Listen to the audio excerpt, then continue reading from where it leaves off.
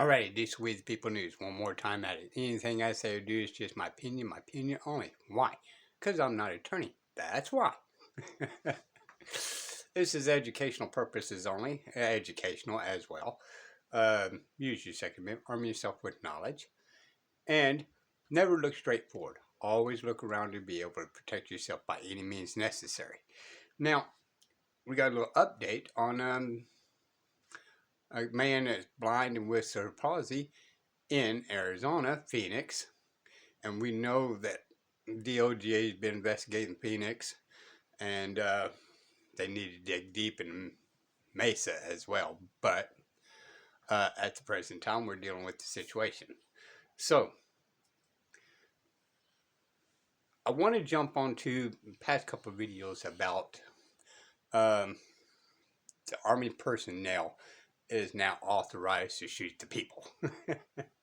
Alright, there's supposed to be some type of guidelines, but it's officer or military suggestion, right? But how many times do we see these things stab us in the back? Just saying, right? Once you give them an inch, what do? They take 10,000 miles, okay? Not 10 feet, it's not 1 feet, it's 10,000 miles. That's the way government operates.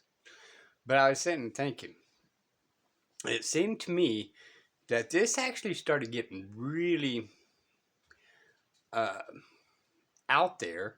Now, I know they probably did the paperwork and all that previous to the hurricane, but they really pushed it on out, it seemed to me, when there was a bunch of controversy about people donating stuff and, dare I say it, government officials was doing asset forfeiture. That's what I'm going to call it, people. I mean, they was stealing from us, that our gifts went to somebody else, that went to somewhere else to help other people, and government did asset forfeiture of our donations. Okay? So, big issue there. And then, they cannot have the little peons stand their ground with them. So, they have to have this added into their documents, because I think they're realizing people with the internet and all this kind of stuff is wising up, and they're waking up, and that's both parties starting to realize something's not right with these pictures. That being said, just like on this video that I'm about to show, what is going to stop them to overreach, since they got this deal saying they actually like to go boom boom at we the people now? Okay, and let's proceed forward on this. Case dismissed against a man at the center of this violent arrest in Phoenix. The ABC 15 investigators were the first to release this video to the public just 1 week ago.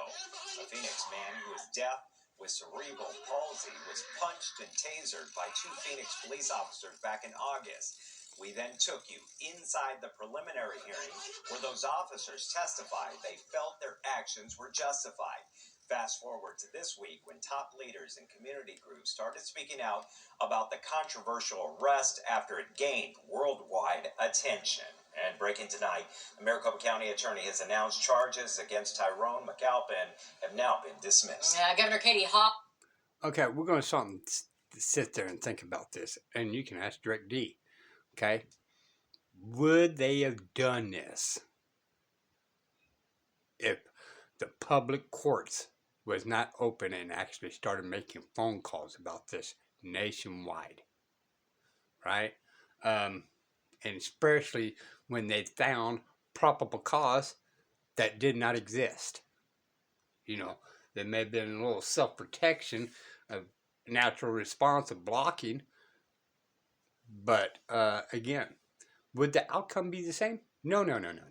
Okay, and again, some of you guys have been with me a long time. This hurts my heart because number one, I have a blind grandbaby. All right, I'm raising. Okay, and I say blind, but he's one eye has 10% vision, and the other one is fake eye. Okay, and born that way, by the way. Um, then on top of that, I actually do have an uncle that has cerebral palsy. Okay, and he's been crutches all his life and all that since the day he was born. Okay, and he's still alive and kicking. He's getting up there and about almost 80 years old. So people with cerebral palsy can live a long time. Okay, so anybody that has it, don't give up hope. Okay, because I do have firsthand knowledge of someone living to be 80 years old, or damn near, right, and still alive and kicking right now today. Okay, so he's getting older every minute. And then I also have another family member that was born with water in the brain. Okay, and they had to actually put what they called in the day. It was the first one in the United States, so it was a case study, and this was in Albuquerque, by the way. And they called it a pump, but the way I see this, it was actually kind of like a garden hose from his brain down to his stomach, draining water, and it kept on developing water, so it's in there always draining water into his stomach. Okay, there's issues, but he was only supposed to live maybe 5-6 years, and he's up in his mid-30s now. So people out there, do not give hope. There is things that is miracles, that everything is, it's not the end until it's actually the end. Okay? Also taking action. She wants police across the state to get more training following our investigation into the violent arrest of McAlpin. More on the governor's call in a moment, but there are fast-moving developments since we first broke this story. New tonight, 2 state legislators demanded police and prosecutors drop the charges against McAlpin. So did the Democrat running for Maricopa County attorney. And again, just moments ago, the case was dismissed. The National Association for the Deaf also sending the city a scathing letter with a list of demands, and the NAACP meeting with the Department of Justice on this case. That fallout is not stopping, and that's because our chief investigator, Dave Biskuping, he broke the story, and it's why the governor's office is now telling him they want immediate action. Dave. Yeah, that's right. We'll get to the governor's action. Now, due to Direct D, I have made a couple of phone calls during the past and all that kind of stuff, and told them, I cannot go to Arizona because of my family's safety. Okay? And every now and then I just pop in there and call some of the legislatures, and it's just random. Okay? But I always, every single time, call the governor, and I know they don't speak to us, but I pass the message along anyway. And a couple of weeks ago, when this actually came about and all that, I did my phone call, and the words I told him, see, this is exactly the reason why I'm not going to take vacations or see family in your state. This is why. My family's safety comes first, and I cannot put my family at risk, especially since you guys are not going to do your job, and you're the leader of the creature of the states, means you are leader of your cities, and you need to get on them. And I did that with the legislature and the governor. In just a moment, but getting to this case dismissal, Tyrone McAlpin was facing charges of aggravated assault and resisting arrest. And this just came in, this statement from County Attorney Rachel Mitchell. And this is what she wrote about her decision to dismiss this case. I promised I would personally review the case, including a large volume of video recordings, police reports, and other materials that have been forwarded to my office. On Thursday of this week, I also convened a large gathering of senior attorneys and members of the community to hear their opinions as they pertain to the case. I have now completed my review and have made the decision to dismiss all remaining charges against Mr. McAlpin. And that leads us to... That leads us to what? One thing, right? Because they already went to court for probable cause. Why did this attorney did not have all that information even before the probable cause hearing. Okay, and I know that's not exactly how it works and this, that, here, and there, but in generally, you know, there should be some form of notified. Okay, if it was done properly in Texas, you're supposed to go directly to the magistrate anyway, men officer. They don't do it, but I'm led to believe and do believe every state is almost the exact same process. Go directly to the magistrate before jail to see if they have probable cause, because no innocent people is supposed to be spending 5 minutes in jail. That's the way it's supposed to be done in every state. Governor, she's also the one taking action because of our report. Phoenix police are investigating the way officers arrested Tyrone McAlpin, yelling commands and insulting him as they repeatedly punched and tasered him. Put your hands behind your back! In response, the governor's office just released the following statement to ABC 15. Quote, Governor Hobbs is committed to protecting all Arizonans and is deeply concerned about the images from Mr. Tyrone McAlpin's arrest. While we await the investigation's results, the governor's office has directed AZ Post to issue reminders to all law enforcement agencies about the training created in partnership with the Arizona Commission for the Deaf and Hard of Hearing. This crucial training is designed to ensure law enforcement can engage effectively with individuals with disabilities. She urges all public safety personnel to participate in this training, even if it's not mandatory, to prevent similar incidents.